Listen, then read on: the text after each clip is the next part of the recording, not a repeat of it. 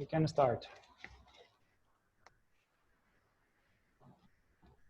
Okay, first of all, thank you very much for giving me an opportunity to present this interesting general talk so that it will be presented in the All Sustainability Project under the theme of Culture for Conscious Consumption on Renewable and Sustainable Generation.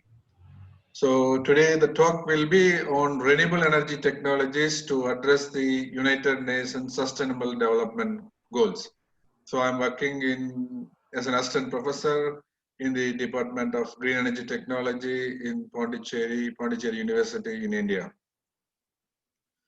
The outline of my talk will give you a short introduction on United Nations Sustainable Goal developments, climate change, and of course carbon dioxide emission and greenhouse gases, then global energy resources, renewable energy technologies, which will be handy to address the sustainable development goals, which will be supporting to make sure the sustainable development goal can be achieved by 2030. Of course, what are the potentials of renewable energy technologies available? Of course, I will conclude with. As per United Nations, there are 17 integrated goals that has to be achieved by 2030 to transform our world to have a sustainability for all. It starts with no poverty, zero hungry, good health, quality education, clean water, affordable, clean energy, decent work, industrial innovation, reduce inequality, sustainability, cities and communities, responsible consumption and production, climate change, which is very important, life below water, life on land, and peace, justice, and partnership for all goods. So for all these interlinked goals, I am going to give a talk that makes this sustainable development achievable through renewable energy technologies. So, of course, in 17 integrated sustainable goals, particularly the energy plays a very important role. Energy is there everywhere. Of course, without energy, poverty cannot be reduced. Without energy, hunger cannot be reduced. So all these 17 sustainable goals can be achieved through sustainable energy technologies. Of course, very particularly climate change will comes into picture first, then clean energy comes, and of course, all directly or indirectly, the energy is linked to attack or to target the 17 sustainable goal development to be achieved for sustainability in the world, for of course sustainability for everyone.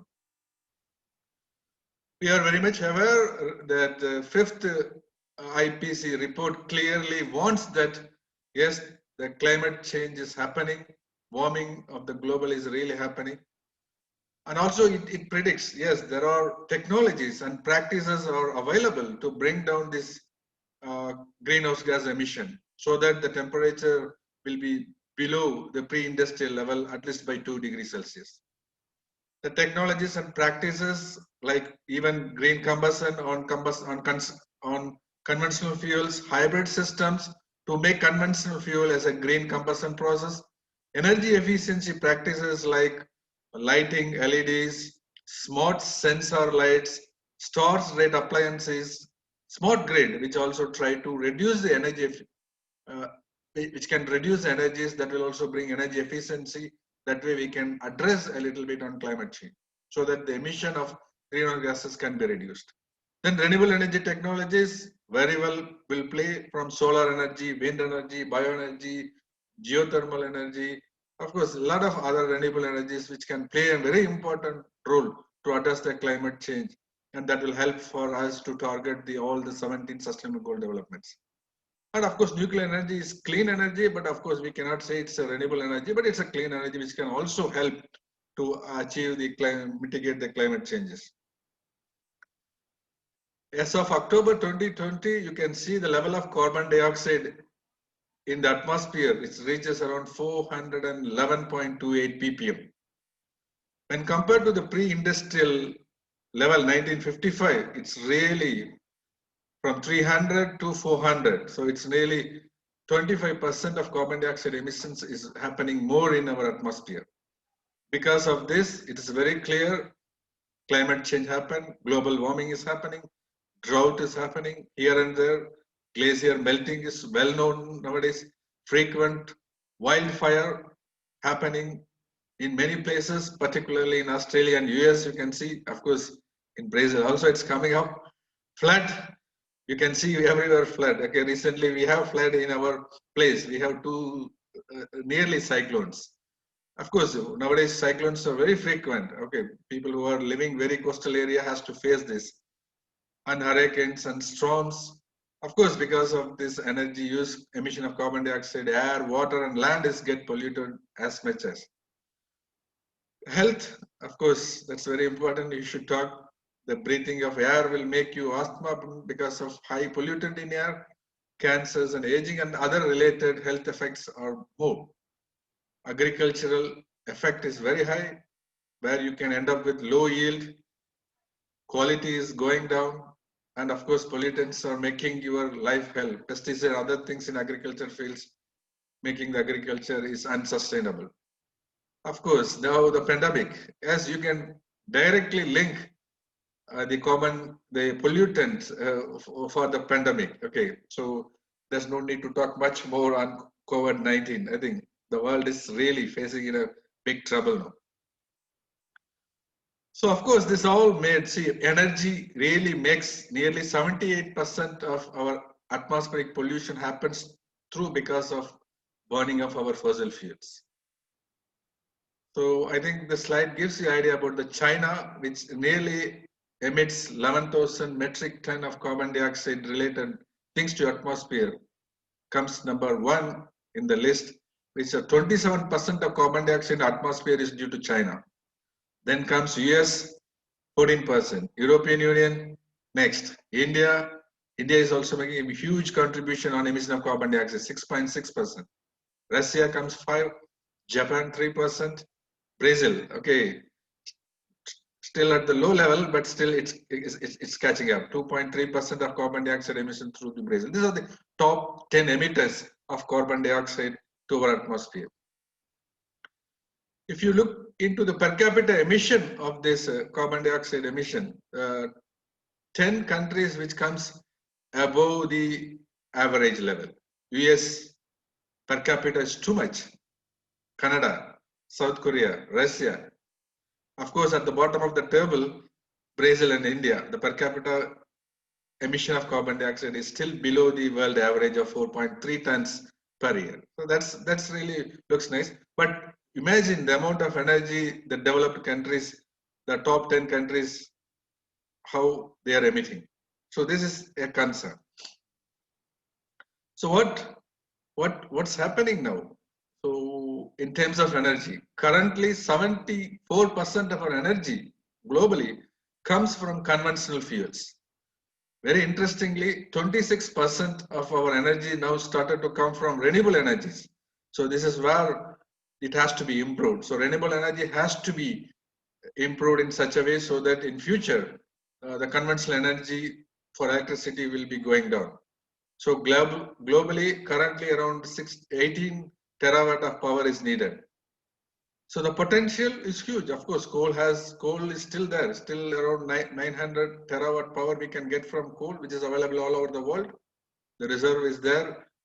Nuclear power, uranium is there for around 300 terawatt power. Oil is there, natural gas is there.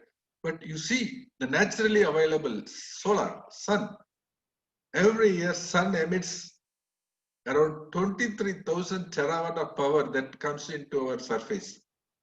Actually, our requirement is very, very less, 18 terawatt.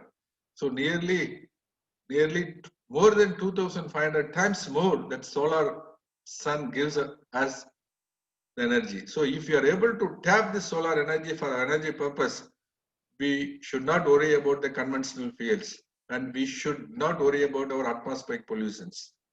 And similarly, other energies through sun, of course, wind energy is there, geothermal energy, hydropower, biomass energy is huge, which is available.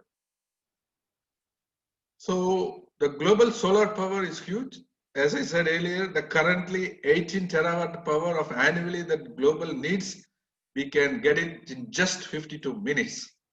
Sun which radiates its energy, when it comes to our atmosphere, we receive little UV visible region and IR region, this radiation is sufficient to produce 23,000 terawatt of power per year.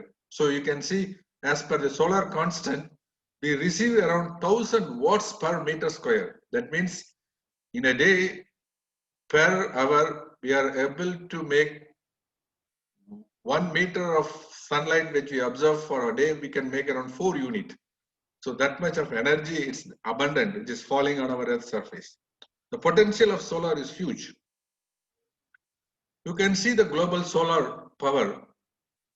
Everywhere the sun is there, the average value is around 4.2 kilowatt hour possible. That means 4.2 kilowatt hour per meter square is easily possible. That means for every square meter, if the sun is radiating, it's around 8 hours, we can produce nearly 5 to 6 units per day, per meter square. So imagine huge hour. Everywhere the sunlight is falling. Of course, the equatorial, even Australia, huge, India, huge, Brazil, huge. Everywhere there is a sun. Sun energy is falling and it's not been utilized so much. Yes, there are variety of technologies available in solar photovoltaic. The first generation, we call first generation solar cell, like monocrystalline solar cell, which is made up of silicon, multicrystalline solar cells made up of silicons.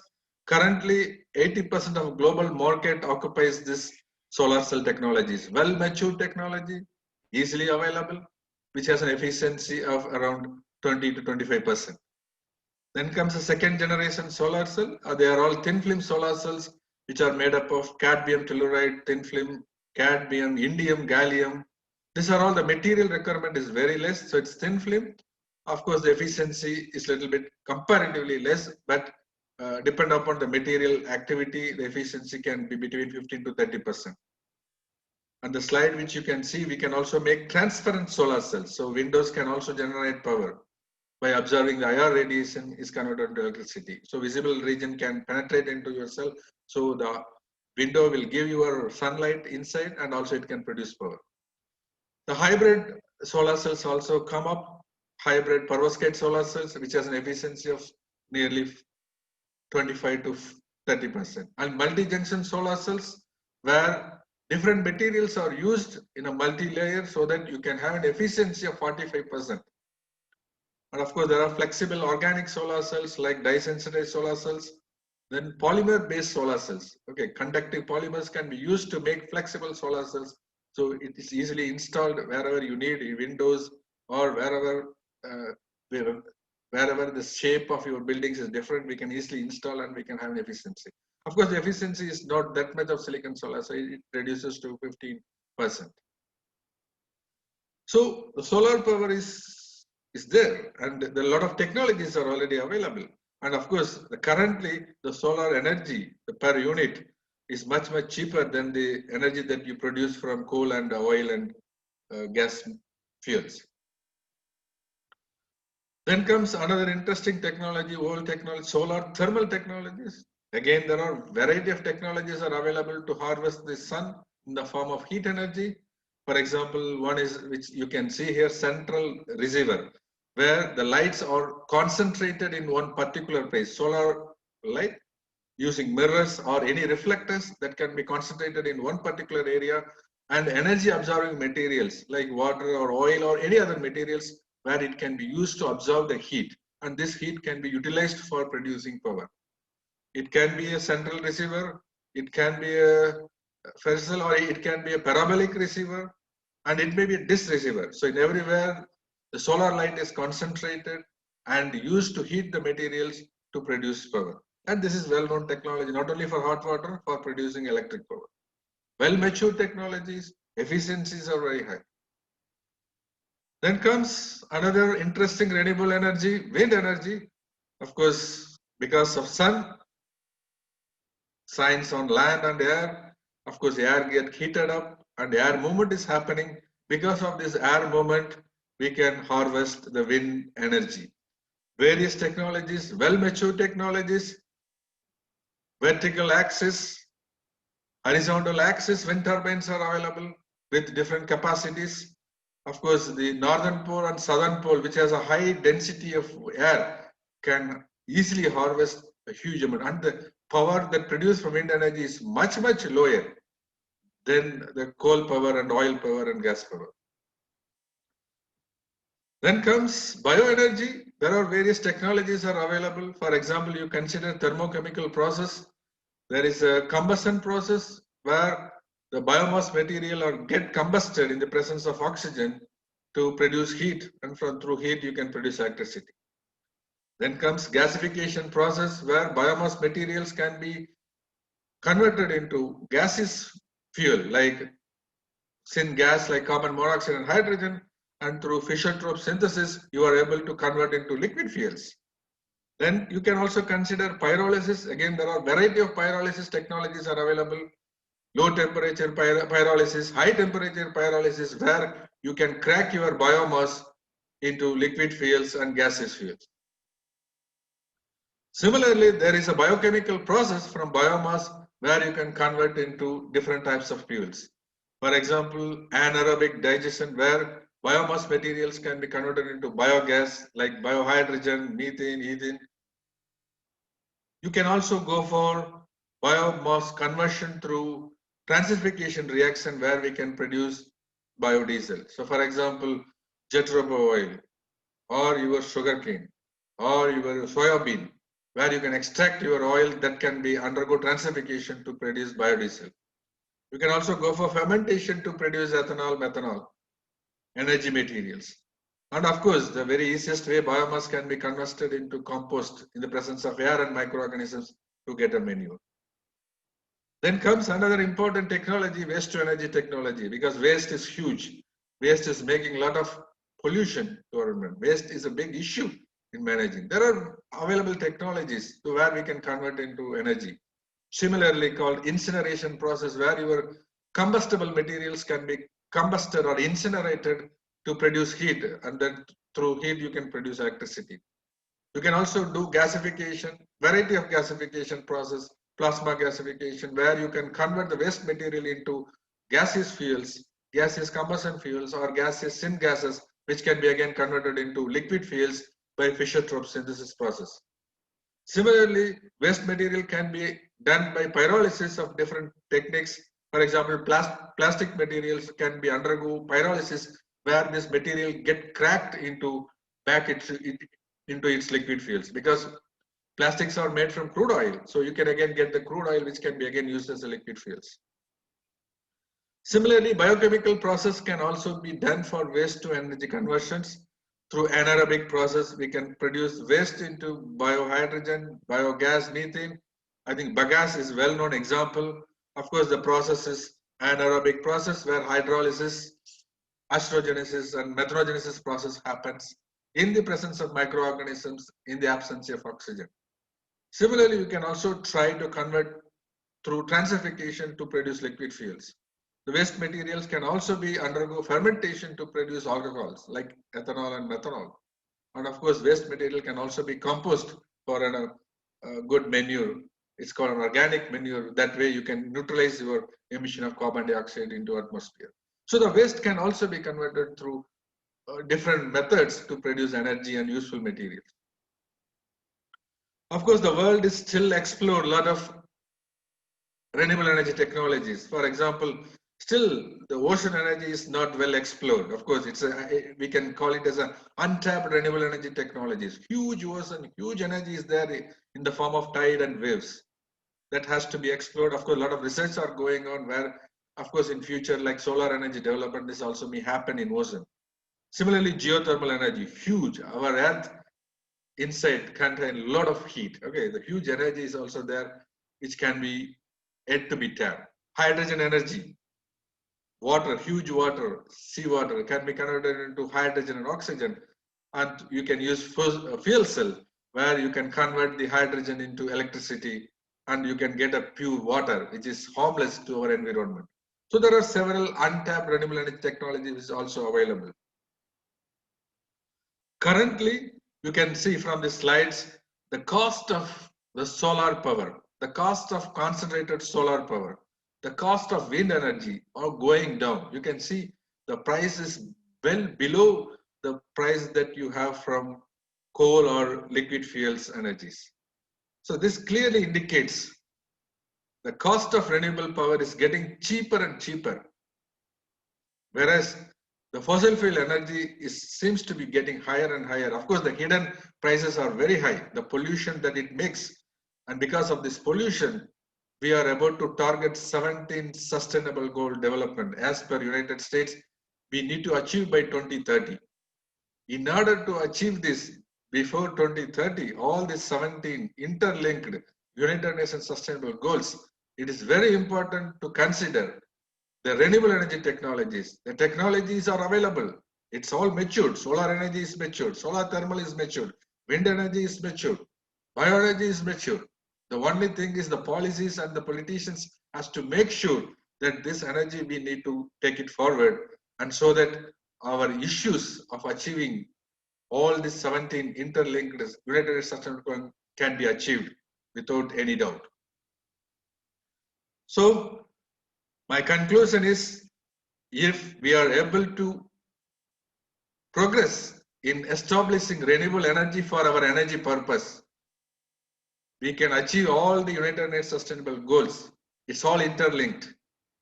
When you go for renewable energies, no carbon footprint, or it's neutral, or it's less carbon footprint. And it gives a lot of millions of jobs. These jobs are clean jobs, not a dirty jobs like what we do from coal and oil and gas. If we are very serious, of course, we have to ask ourselves, are we serious, sensible, or responsible in order to achieve all these things? That is a question mark, which I leave it to everyone. Of course, it can be achieved when we are able to progress in our renewable energy. So as of now, the 73% of energy comes from non-renewable energy. 26 to 27% comes from renewable energy. By 2030, I think we should aim for more than 50% of renewable energy, so that we can reduce the atmospheric pollution, we can reduce the climate change, we can mitigate everything. And through that, we can achieve the United States Sustainable Goal Development without any doubt. So with this, I will conclude with my acknowledgement to my university.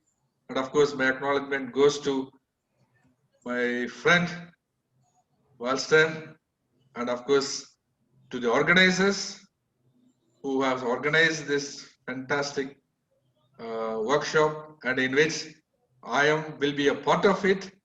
And of course, I have done my bit so that renewable energy can be progressed very well to address the sustainability for all of us.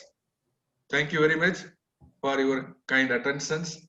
Of course, I'll be happy to answer your questions in future. Of course, you can use my email IDs. Of course, you please contact for our future interactions. And the work that you are doing in the University of Pode-se.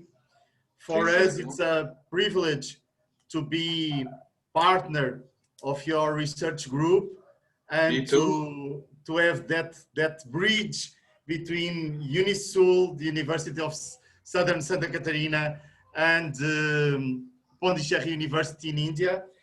I would like Professor Arun to ask you about 2 or 3 topics, just to see your vision about it. And the first one, Professor, it's related to the technological innovations. Okay. What are the role that renewable energies and renewable technologies play on promoting social and technological innovation? What do you think, Professor?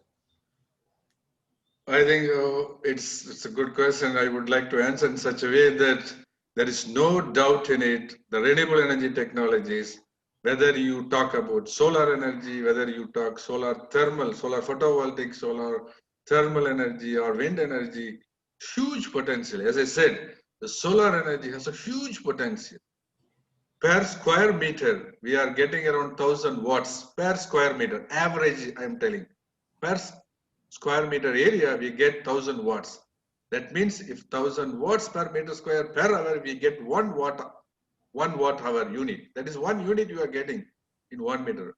So imagine the huge energy is available, technology is available.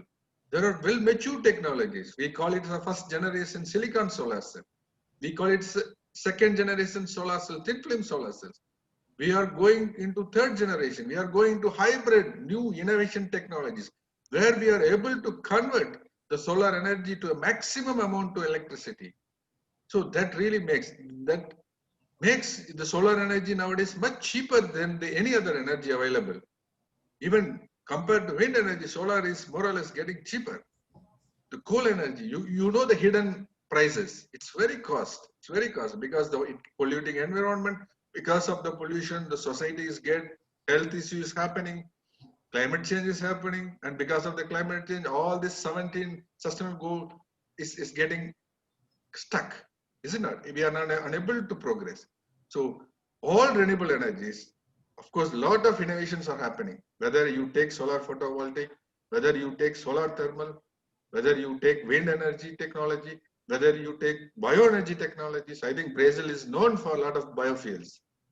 A lot of biofuel innovations, okay? Making more, for example, from algae, you can make nearly 70% of algae biomass can be converted into biofuel. And you have a lot of huge agricultural biomass, which Brazil is known for biodiesel, isn't it? So new innovation technologies, a lot of new catalysts are coming up, which can make the transification much easy to get biodiesels much easier and very cost effective. Okay, only the thing is we need to understand that conventional fuels, in paper it may be considered it's cheaper than biomass, but definitely it is not cheaper than any other renewable energy. The hidden cost is huge, the way it get polluted environment. Of course, all renewable energies are really more or less matured. Of course, a lot of innovations are coming up. Definitely this will try to give a lot of clean jobs to the society, and that way the society will get much benefited. Then comes the job for clean jobs, millions of clean jobs are available. Then you get good education. We are educating in a right way, because so far the educations, of course the science has taken us very streams ups and downs, but nowadays we have to think an ethic science. We have to think the ethic way of education. Okay, so we need to show the students that, okay, this is the energy which is very good, environmental being, and it is available, abundant. So solar energy is sufficient to give energy. As I said, 18 terawatt per annum is nothing. Solar energy gives per year 23,000 terawatt of energy. Technology is available. Only we need to get ourselves to go for it. Okay, I think the world is doing its best. Now we are around 26% renewable energy. I'm sure by 2030, we'll be reaching at least 50%. Professor Arun. Yes. India and Brazil are emergent countries. We are playing a key role in the world economy today. And in 2050, we will be probably for sure in the 10 largest economies in the world, probably in the 5 most wealthy economies in the world in terms of GDP. Yes. How do you see, Professor, that renewable energies can be, and renewable technologies can be a way to empower our economies, creating a green economy and a more resilient society? It's very clear. See, Brazil as well as India, if you see the per capita emission, of course, we are below average. And it's a developing country. At the same time, we should not shy away that yes, industries are coming up, our emissions are going up. Okay, so India is also emitting certain amount of carbon dioxide. So the only way it has to, of course, both countries has to develop with a lot of industrial revolutions is happening. Of course, a lot of new industries are coming up. Huge energy requirements are coming up because we yet to get developed like a developed country. then definitely a lot of huge requirement of energy comes up. It's the right time that we place our record in such a way that both countries focus, because huge potential available. Brazil is also known for good solar radiation, huge potential. India is known for good solar radiations, huge potential. Manpower is there, education is there. So we can easily educate our generation so that they can get known well about this renewable energy technologies, and of course new clean jobs we can create in both countries. Of course, not only in both countries, in everywhere. Of course, since we are going to be much faster, and we are always in the race now. We are always in the race, so that we will be installing more renewable energy than the developed countries. I think we are really showing our right direction to the world, and that way we will be, our economy and other things will be automatically will be within our hand. Professor Arun, one professor from the University of Cambridge, Yes. in a talk about the geopolitics of energy, he was very, I think, very clear when he said that the 19th century was a European and a British century because of coal. Yes. The 20th, an American century because of oil. Yes, The yes, century will be a yes, Asian century yes. because of solar energy. Solar energy, you're right. Yes.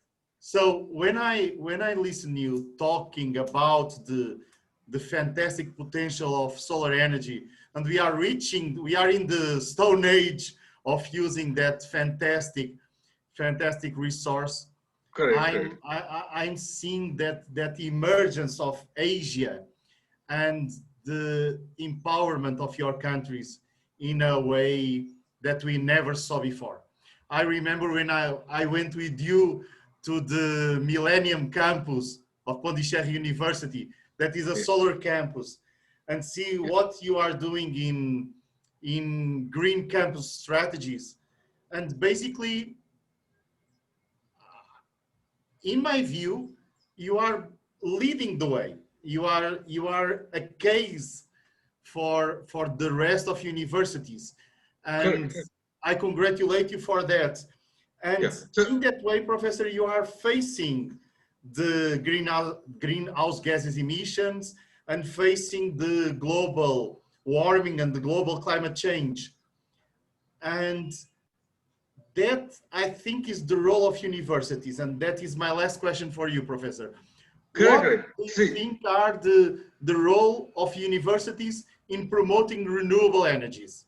See, currently all education institutions all over the world should be in a forefront, because they have to show to the students that in our university, most of the energy that comes from through renewable energy, the light that you use, the AC that you use, the whatever the energy that you use in the campus, we should show them that it's all from renewable. So that way we can say that yes, we are reducing our environmental impact by reducing the emission of carbon dioxide. Of course, I think all over the world, I think most of our education institutions are taking in such a way, at least currently, if I am correct, at least 5 to 10% of their energy comes from renewable. I think every universities are in such a way that within another 10 years, it has to reach to 30-40%. So that there is a lot of commitments coming from all education institutions, not only all education institutions, all government institutions or all private institutions, whether it is a hospital or whether it's in a government building.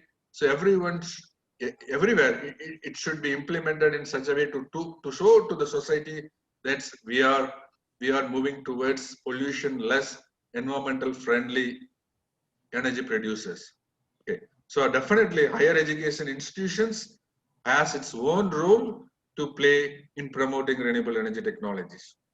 Of course, I'm happy to say that our university has come up in a way that at least within another maybe 2-3 years, we will have around 2 megawatt of power from solar energy. So the proposal has been successfully completed. So hopefully, so we will be leading. So once it is done, definitely I'll be happy to invite you to see how our university is getting back. And of course, I would like to see your universities, and I'll be happy to interact with you for possible promotion of renewable energy in your campus. Okay. Professor Arun, I want to stress the point that